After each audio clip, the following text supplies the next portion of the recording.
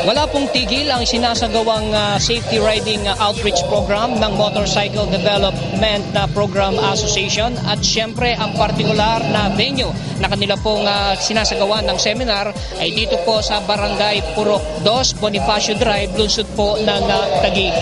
At syempre bilang bahagi po ng TV Crew Riders Association, ang ating pong ambag sa mga ganitong outreach program ng NDPPA ay upang ito ay idokumento upang magkaroon ng i-maximize o ma-maximize ang pagkakaroon ng information drive ng mga ganitong outreach program lalo na sa tamang pagmamaneho ng motorsiklo.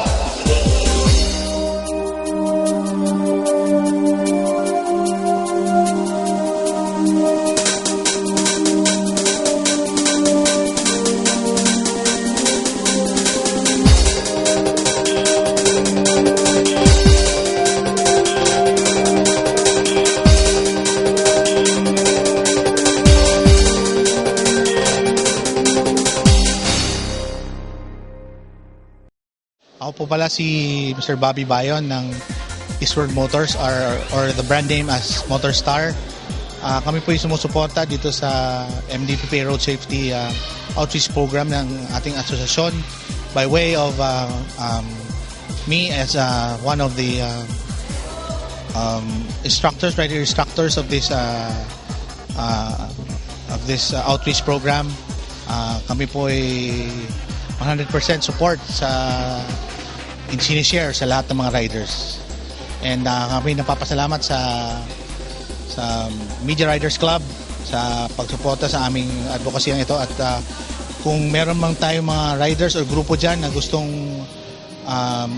makinig or magkaroon ng additional knowledge with regards to safety riding, just get in touch with our secretariats, either RIESA or LV. That's all. Thank you very much.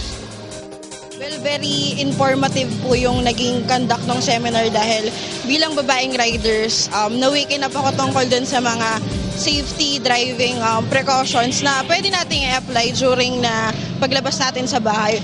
Very useful yung seminar na MDPPA. Kaya thankful tayo sa kanila. Lagi po akong umaangkas sa motor. Ngayon, dahil po dito, natutunan ko hindi lang po yung driver ang kailangan mag-helmet, pati po yung angkas. Ayun lang po. Marami po ako natutunan, so nadagdagan po yung knowledge ko dahil po dito sa MDPPA. Bilang isang riders ng Maharlikang Bikers Club, nagpapasalamat po kami na nagkaroon po nag-conduct po ng ganitong seminar. So nagkaroon po kami ng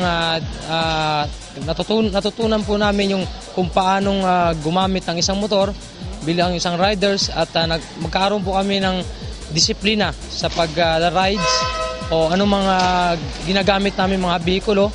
So ito po yung mas malaking pasasalamat namin na natuto kami sa ganitong seminar.